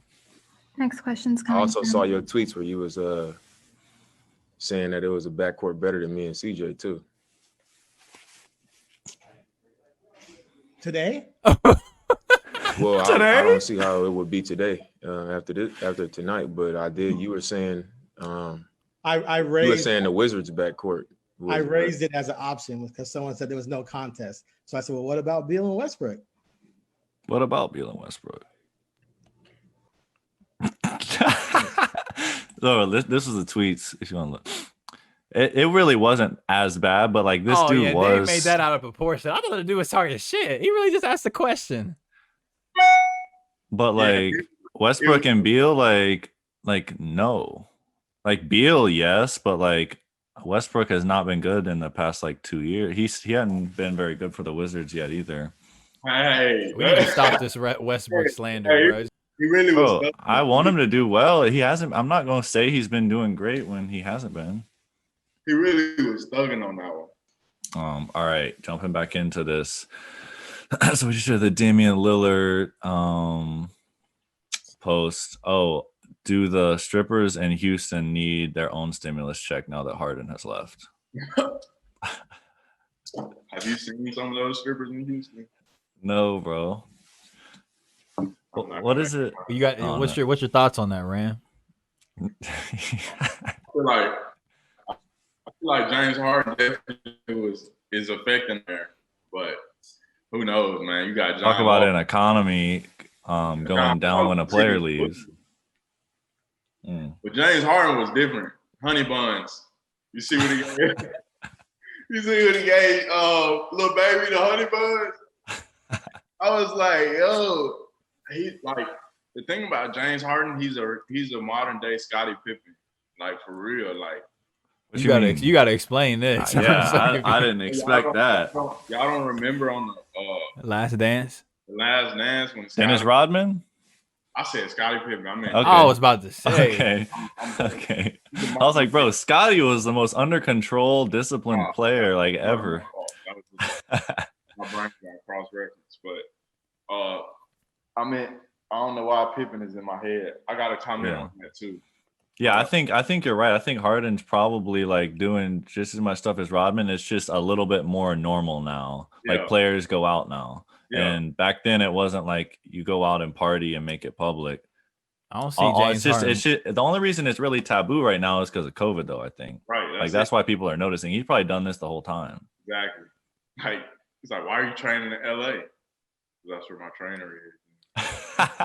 He's like, I was like, we know you're not in LA to train. No, Vegas. He's like, bro, y'all got practice. Y'all got a game. He's like, I was training. Like, what? For what? Yeah, that's funny though. I'm excited to see how they do. Obviously, tonight's not a make or break, but it's still just gonna be interesting seeing those three play together. It's also gonna be interesting to see. I guess it was like this with the Warriors too. They're gonna have 3 All-Stars this year, and they're gonna like if they have the All-Star weekend. I hope they do. It's gonna be weird, like them being on the same team again. I guess they do the draft now, so they might not be on the same team. Right. I don't know, man. It's gonna be weird, man. I think that this bubble is making teams a little bit more. Like the bubble is making teams a little bit more. I guess you could say less friendly because I feel like our teams are starting like even the Bucks, like they're kind of just like they kind of go at people's head. I like watching the Bucks play. Like they try to play hard every game. Drew Holiday, great pickup. Giannis a killer. Drew Holiday always been a killer. Like they got some dirt. Chris Middleton too is a great fit for them. He's a bucket. I think they're a contender, but Giannis just needs to make free throws and knock down at least 1 or 2 threes a game. And don't give Giannis the ball. Don't give Giannis the ball at the end of the fourth quarter. Put it in Chris Middleton or Drew Holiday. Don't let Giannis ISO in the last minute, bro. Sit his ass on the block. Do you guys think Giannis, like, he's obviously come a long way on his shot? Like, he's not gonna be like a guy shooting 4 or 5 threes right now. But do you think he's gonna get to the point where he's shooting like 5 threes a game, like maybe in 3 years, 4 years? Maybe. Because when he starts losing that athleticism, I think it will. To me, honestly, if he focused more on creating and passing, like Ben Simmons, he'd be better than Ben Simmons. I don't think he's got Ben Simmons' vision though. Yeah, you don't think he's better than Ben Simmons? No, he's better. No, he's better than Ben Simmons. Rams talking about playing a Ben Simmons type of style for Giannis. Okay. Yeah, I feel like they play the same style though, and he is better than him. But Greek's way more aggressive than Ben. Like Ben's like pass. Yeah, Ben's another guy that needs to. Bro, I didn't realize I'm older than Ben Simmons. And I'm over here saying like he can't figure out how to shoot. Like, who am I to say when I'm freaking like this dude's only 24. Oh, yeah, I think he's gonna be able to shoot in a few years. He can shoot. Do y'all not see him in pickups during the summer when he's taking fadeaways? Wait, I don't care about pickup in the summer, bro. You're seeing a clip.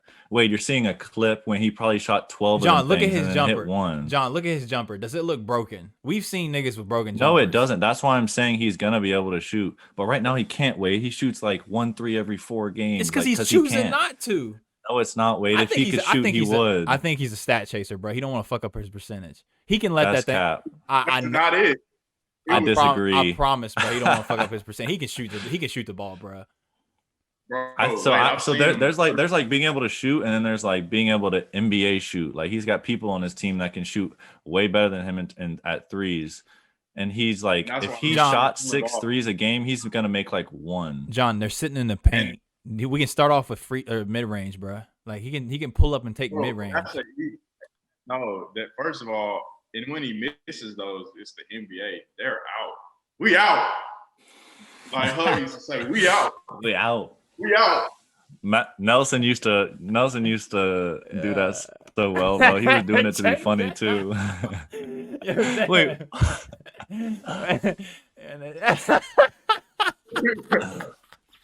Hey, if y'all don't know what that is, that's a play call our coach used to do. And he swear, like, you would think we had 10 plays. He'd do that for everyone. Check down, bro. That was for Dev every time, right? He get it at the elbow or something? Or am I tripping? I think you're tripping. I think it was for the guard to come off the down screen. But Rand, what do you think? John was trying to get Coach Hug to come on here, bro. Bro, one What you day think about that? we got, bro. If somehow we make noise with this podcast in like a year or something, bro, I feel like Huck would come on if he heard about Huck it. would I feel come like he on. would come on. He'd come on He would here and love to talk his to us, shit. bro. He'd talk And his he would be shit. like, in the end, y'all appreciated me, right? I'm gonna be like, I'm not gonna say that on the air, coach. I don't know if it's true. Hey, bro, it's mixed feelings, but I don't got no beef with Huck. I don't either. I don't have beef with him. I'm just it feel wasn't bad the our best parent- experience for me. Because at the end of the day, he didn't. You know, I'm straight, so it's just that's how it is. But, Yeah, and at the end of the day, we got. I think he'll hop on. I guess I got my I got my revenge when I had made that comment when we found out he was beefing with a student, and I'll tell you, remember, Dude, that is the "You won't say funniest story I ever heard. Wait, tell me the story. I don't think I remember that. Coach Chuck got in a fight with one of his players because he told one of the players at halftime, What'd he say, Ram? You ain't got no heart. Maybe you should go have heart surgery or something like that, bruh. Yeah, and he got fired, Bro, I feel bad. right? I feel Or bad 'cause suspended we and did get Coach Chuck fired, bruh. No, but I'm saying at the school. No, you could tell that they didn't mess with the Oh. post grad program by the time we were coming through, bro. Like they didn't like it. The blonde lady was on Huck ass, boy. You remember the old blonde lady that used to wear all the makeup? Oh yeah, she was so nice to us. Super nice, man. Remember we went to that church and they were all white? I was so scared. When you went where? Hold on. We went to a church. Wait, were you with us? You might not have gone. I think Chris went with us. Y'all went to church on Sunday? I'm pretty sure Trey went with us too. Y'all wildin'. We went and when did we hear about that church? I'm too confused. Why we? I think they came to a game and where they were just invited. Oh, maybe that was it. Yeah. And then we were like, yeah, we'll go. And then somebody was like, let's go. And so we ended up going. That was when we thought we were gonna be good, and we were like, yeah, we'll try new stuff. The city's gonna love us. Hey, John, you remember when we go to restaurants, John, remember when we go to restaurants and they see us at our uniform and they'd be like, ooh, who y'all play for? We'd be like, Fishburne. And they'd be like, oh, okay. We're like, Fort Union. Puma. Hey, but one of the livest trips, though, I don't know who was with me that night when we went to UVA. You remember that night when we went to UVA? I was there. Were you with us? Yeah. I was there. Yeah, I was there. I remember that night so vividly. We had Remember so we had many to take people. we had to take the taxi, remember? And then Uber wasn't a thing yet. Yeah, so we took the taxi. Listen, we had to leave campus in our uniform. So we took the taxi. We got to a gas station. We changed and put the fresh drip on in the gas station bathroom, bro. And then we pulled up to UAV and tried to front and be like, yeah, we the new recruits on campus, man. Y'all gonna show us a good time. Hey. No one cared. Here's the messed up part, bro. So Ram, you try to fight the bouncer, bro. This new Ram tried to fight the bouncer at the party, John, because they wouldn't let us in, bro. At the bar? At the house party. I got bro. it in there. I know you did, No, but John like, ass got in. I was mad as fuck.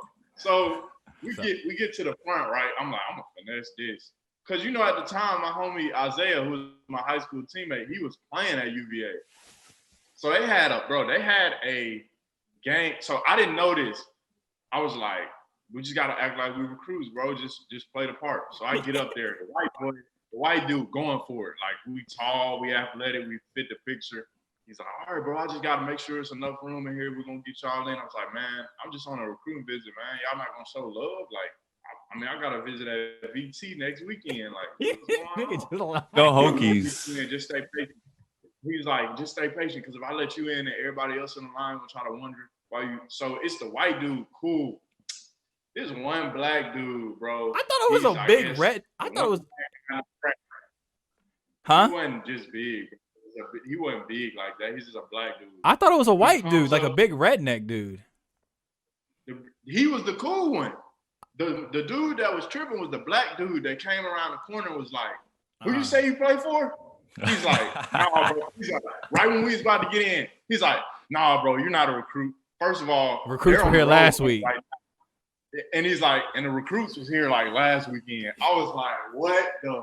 I was like, bro, Isaiah Wilkins, that's my bro. He's like, that may be the case, but you're not a recruit. And he killed my shit. I was like, Here comes Ram temper. Hey, emotion. I know Ram was emotional, bro, because he was doing this. He had his hands like this.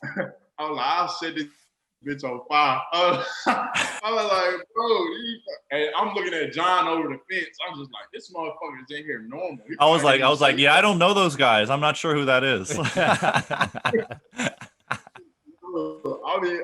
like, yo, but the whole time, like thinking back on it, all you had to really do because they was tripping, it was so many females outside the party. I should have just been.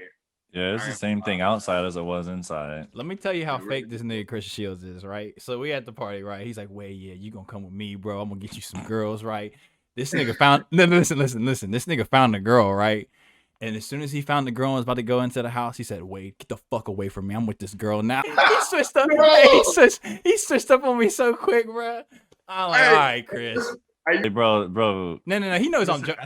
This nigga Chris could not read when we was in the classroom, but when he would text, he would come back to me and tell me what to say. He would read the text perfect, no mess up. But when we get in class, that's why I tell you, he'd be clowning in class like he couldn't read because it was funny, bro. No, he didn't. Some of them niggas couldn't read, John. We talked about this, bro. Chris was like smart though. Chris could read, bro. He could definitely read. Hey, look, I really dead ass forgot about that. Hey, that was the funniest shit. I ain't gonna say shit, but I was like, damn, these cats really can't. But I think it's an anxiety thing too, because some people can read in their head, but they can't read out loud. Boy, my public speaking skills got exposed when I got to college, John. Oh my God, really? I had so many freezes. I love giving presentations. That was like my favorite part of college.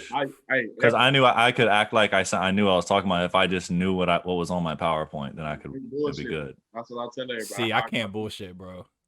That's why I used to be in that bitch sweating up top, bro. What was the colonel name with the limp? Whatever his name. Colonel Cedar, SEDR. Oh, bro, damn, Mr. Agile. I love that. I just wanted to that dude. That was the only teacher that ever like almost spazzed on me, bro. I don't remember what I did. I think I just talked like whispered a couple of times, and he had just told me to stop.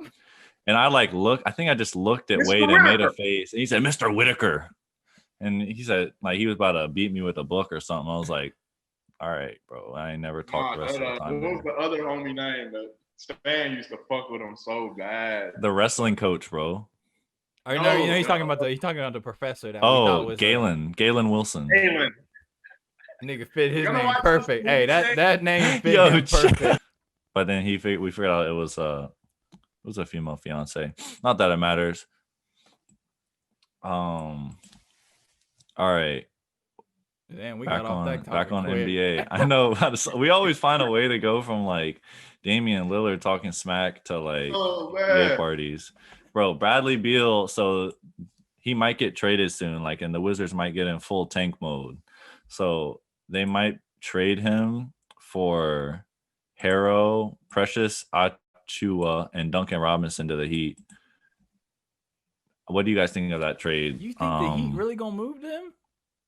For Bradley Beal, yeah. Bradley Beal's the best shooting guard in the league. I know. But they were just in the finals. Yeah. Yeah, and I think like the Heat were only good because they had that chemistry like with players like this. So I'm like, I don't know if it's a good trade. I think they would give them up though. Who are they trading? Who are they giving up for Bradley Beal? The Heat would give up Tyler Harrow, the dude Precious. I think he just got drafted this year or last year, and then Duncan Robinson, and then a combination of that and maybe like Kendrick Nunn. I don't know. That's tough. I know, like that's like the Heat's whole team, but maybe they're looking like Jimmy and Beal would be a great team. I think they would because they're both really good teammates. Yeah, I think Harrow is good, but people want him to be a franchise player, like right now. Yeah, I know he got overhyped because he played well in the bubble and was like a white dude. Like that's literally the only reason. I'm glad you're keeping it real, John. I didn't want to say it. I think he's really good though. I followed him all the way through high school, and he was just a beast.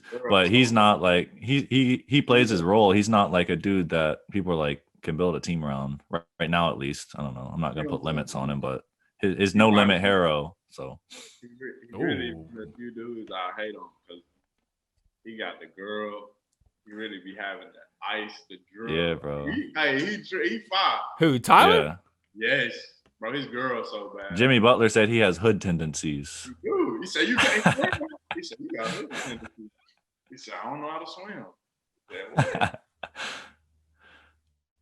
Yeah, so I don't know. I think I could see that trade for both because then the Wizards will just have young players that they could build around.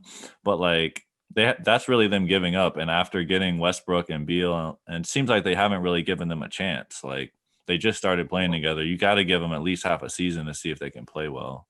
the Wizards as a franchise has always been a bumblefuck for me anyway. Scott Rux, not Scott Rux. That's one of my friends from high school. Scott Brooks is on the hot seat too. He's their coach from OKC. Bro, we're like 10 games in. I know, but Players get coaches fired. they're getting like they're not losing games; they're getting smacked, bro. Oh, okay. I haven't been keeping up with them. And then the other trade option is to the Sixers for Ben Simmons and draft picks. What do you think of that one? Ben Simmons to Washington with Westbrook non-shooting ass. They're gonna have two non. They really want to get the top draft pick if they trade for Ben Simmons, bro. I'm gonna pass the ball around the perimeter. They're gonna kick it, drive, kick it, drive, kick it, Facts. and then no one's gonna shoot because they got. That Berton they really dude, would not have a score. That Berton dude got a strap. Yeah, he can shoot, bro. I had him on fantasy. He was not good in fantasy basketball though. He might be good now that Thomas Bryant's out with the ACL. He tore his ACL. Yeah, Damn. I sadly. think, not to jump too far off subject though, I think the Clippers are overrated. Yeah, me and John talked about that. I don't even rate them high, so I rate them. If anything, I underrate them because I think that they're garbage, bro. Like in terms of being able to win a 7-game series, it's not there. I think Kawhi leaving Toronto was the worst move he could have made. That's what I said, bro. Why? Like, he wanted to just be in LA. I know, I understand it on that aspect, but like in Toronto, it's different than playing for a city. In Toronto, you're playing for Canada. You got the whole country behind you. Like you're literally like you're their president, bro, and you're the guy on the team. They got great chemistry. They had great chemistry there at the time with Siakam too. Oh, he's choking though, bad. When I watch Siakam play, he just looks like a force. Yeah, he is. Yeah, I think the money got to him, bro. He got that. There's probably a syndrome, but like players get paid and then they stop performing like they were before. It's called Andrew Wiggins. Josh Norman. Josh Norman's the one that do that fought Odell Beckham. Yeah, we got him from the Panthers because he was the best corner. Like literally didn't allow a catch like a whole season, and the Redskins gave him a bag, and he was like our worst corner. Or the Washington football team. I'm sorry. Oh man. What do y'all think? Don't Brady and Breeze play today? Yeah, they do, bro. What do y'all think? I think that's today. Not to jump too far off subject. No, that's cool. I didn't have any more NBA topics. They both Trump supporters, so fuck them both. Yo, I can't get down with football, Wade. I can't get down with Drew Brees, bro. Yeah. I don't want to talk politics. Not today. Yeah, I was about to say. I'm just talking about the job, Wade. I got to play the fence.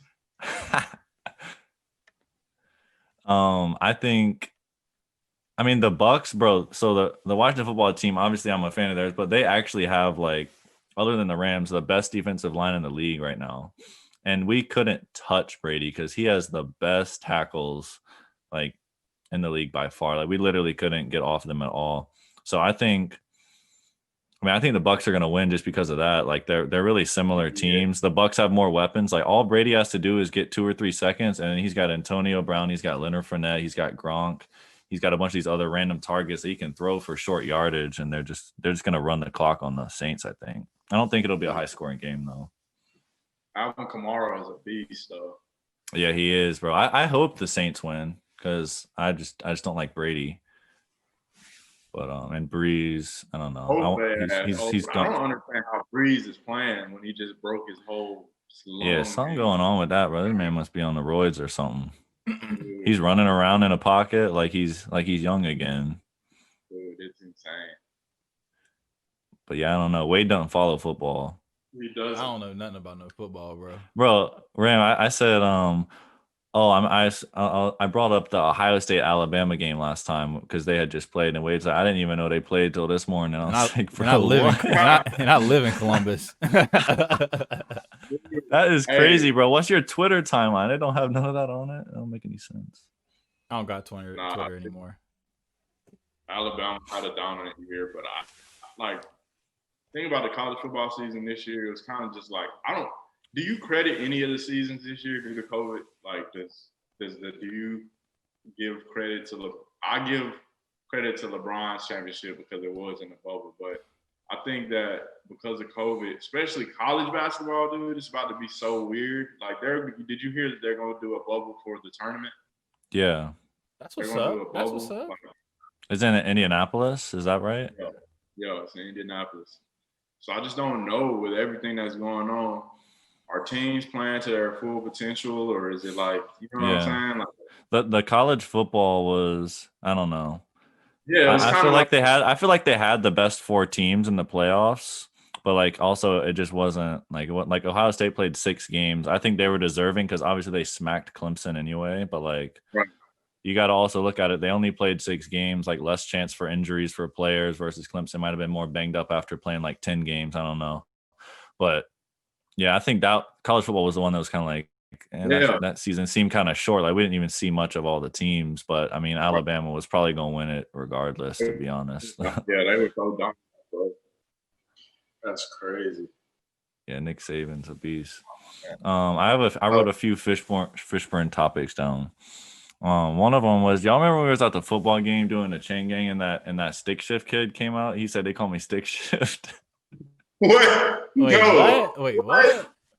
I don't remember that. Yo, he said they call me stick shift because I can't keep my hand off my thing. Y'all don't remember that? I do not remember that. Y'all know what you say? Was the light skinned kid? Yeah. I remember him. He was bad he was a bad kid.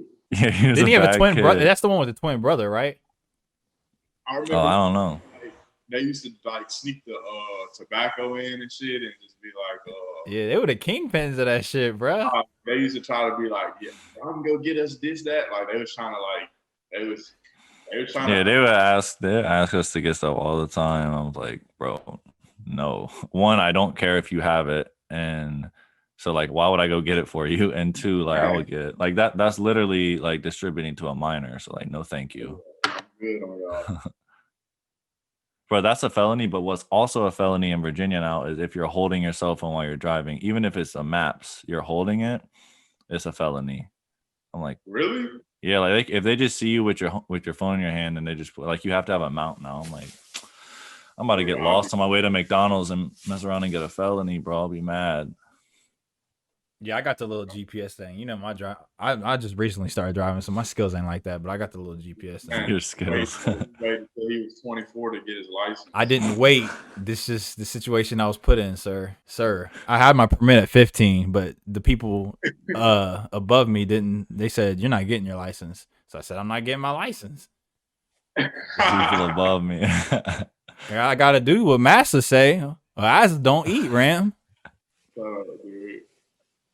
Bro, do you hear that? And it makes sense to me, but so one of my family members is like going into real estate, and apparently it's like you're not allowed to say like if you're showing a house, you can't say like the master bedroom anymore. You have to say like the I don't even know what you say, like the large bedroom, or I think or like the king bedroom, maybe. I don't know. It depends. What you guys think of that? It depends on if the house got those big ass what's some things that look like columns. Yeah, they got them. You can't say master bedroom because them goddamn slave houses, them plantation houses. It makes sense though, because like think about what it's derived from. It was literally because like the master used to sleep there, right? Like there's no other thing it could have came from, right? Personally, and I'm from the deep south, and like I mean Virginia is really the shit. That's the port, but yeah, I think it's a lot of sensitive people. Yeah, I agree. But I also think that I think people are just, as long as you acknowledge that what it means and what it like, interpret, like you're good. But like, and like but before I heard that, I had never in my life thought of it. And I feel like most 99% of people never thought of either. Like they're just like, oh, that means that's the biggest bedroom. Like, but then one person figured it out, and that's my point. Spread it maybe. Like, I won't. Now there's some racist people in the world. Don't get me wrong. Yeah, I won't for sure. We've seen that. Yeah, I won't crucify people for saying stuff. And if your comprehension for it doesn't even, like, you don't even know that that's what it means, then I can't hold you like, you know what I'm saying? Now, Yeah. not what you know, it's just like it's up to you or whatever you feel. But I'm still Like, you could obviously say master bedroom in the wrong way, but like but most nobody people like, are not.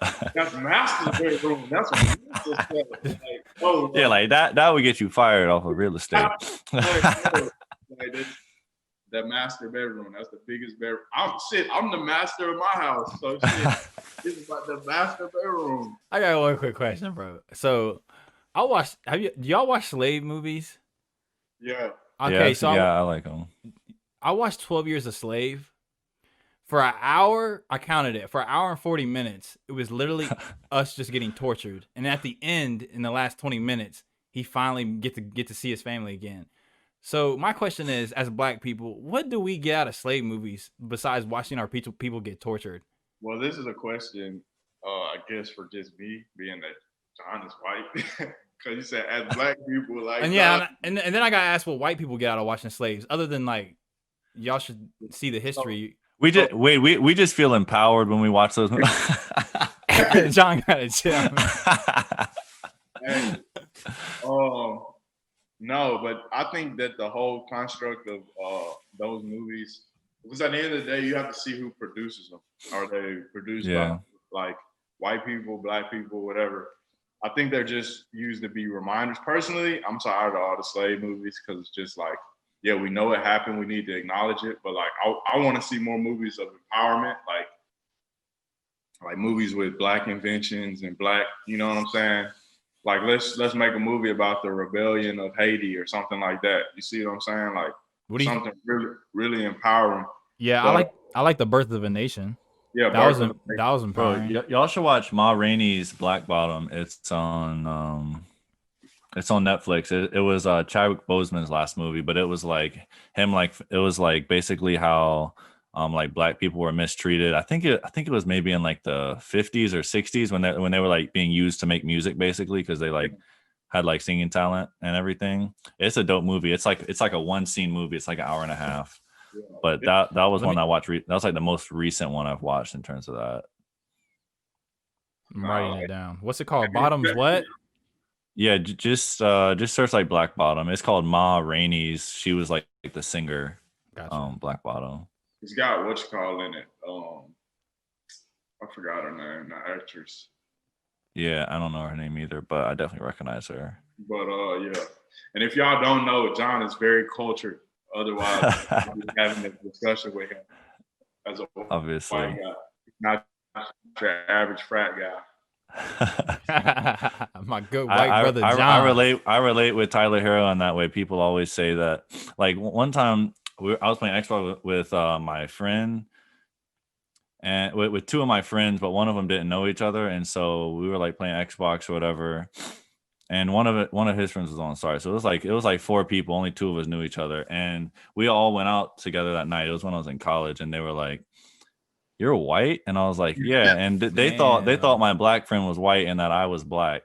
Like, I don't know. I don't know the way he talked or something. And I was like, that's really crazy, bro. So are you back in Virginia or are you back in Tampa? Yeah, I'm in Virginia. All right, cool. Because I was gonna say, if you're in Tampa, I'm vacationing there.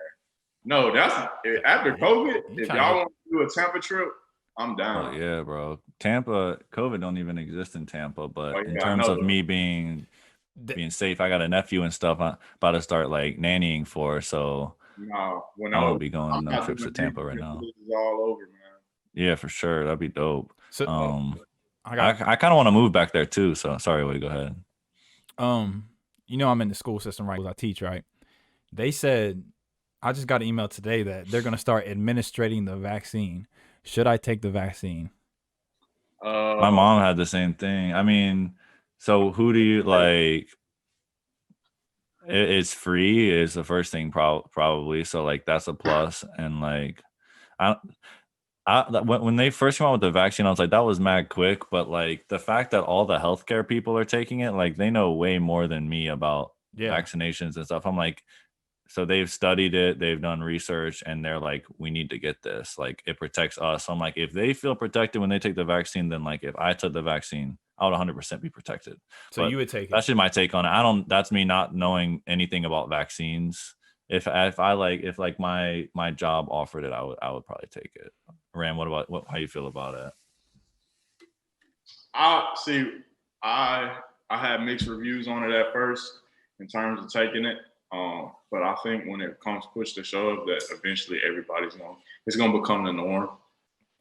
Just right now, everybody's kind of on edge because they don't know what's in it. You're gonna have your people that are like, no, I'm not taking it. But at the end of the day, whatever it is, it's not. They're not making it strong enough to just annihilate COVID. They're just making it strong enough to hopefully administer enough. It's probably more of a, I would say, immune booster. Probably. I don't know technically. It's like an immunity that targets COVID. You can still possibly get it, but like. You have better chance. I don't know. I'm not going to try to talk scientific on it, but like I know that like when you get born, unless you're like an anti-vaxxer, like you get vaccinated with like the smallpox, tetanus, TB, all that stuff. I think that in a couple of years, like COVID's probably going to be one of the ones you get when you're born. So my whole thing is, knock on wood, like I don't really get sick as is, like common cold, flu, like I'm just naturally. My immune system is strong. I used to drink out the water hose, so I attribute it to that. Ram. This is what you put me. You don't even know you did this though, but you put me on the hot green tea. That when you do get sick, that cure it like that, bro. I'm telling you, I ain't been to the doctor, bro. Whenever I feel like I'm not normal, I just take that green tea. We back at it, boy. So I gotta thank you for that. That green tea and honey, and then, bro, if I had like a common cold, because only time I get sick is if I leave the gym, my hair is wet or something, or if I have a sweat, and then I'll try to walk. I used to walk back to the dorm, and I may wake up and be like, "Dang, I'm not feeling right." Yeah, your throat's scratchy or something. Go hop in the sauna, sweat all that out. It'll give me some green tea, heat myself up from the inside out. Boom, I'm back. Yeah. Well, I'm the same way. Like if I feel like I'm getting sick at all, I drink like a bunch of orange juice and liquids, and I'm like normally fine the next day. John. I feel like I have a strong immune system, but I got COVID in like March though, like because I was it was before like you were supposed to quarantine and stuff, so I was still metro into work and stuff, and I assume I got it from there probably on the metro. That thing's dirty. But I had like 105 fever for like 4 days. I was dying, bro. Literally, it was awful. John, I wasn't sick for 5 years, and then I randomly had the most sick I've ever gotten. So what's up, Wade? Do you remember when I was like dying in the dorm at Fishburne, like how sick I was, and you never got sick? Yeah, I remember Huck used to make me bring people food when they were sick, bro. He'd be like, "John, run this up to Shields' room," because Shields and Purnell were sick together one time. Hey, right. Ram, tell Steve to call me so I can text him and tell John. You remember when Huck used to do that shit? Text Steve to call Dante to call Steve to text Dante to call me. Man, that dude Huck was a character. Damn, there's some chicken in there. Yeah, when you brought up favoritism, he was bringing up Dev. I was gonna bring that up. How you always give Dev extra chicken. It's a whole house of players in here. Why is Dev the only one getting a plate? All right, thank y'all for joining us today, Burne Boys Podcast. Shout out Ram for joining us, bro. It was fun. Man, it was awesome. It was a pleasure being here, man. I really appreciate y'all. Know y'all family. Yes, sir. All day.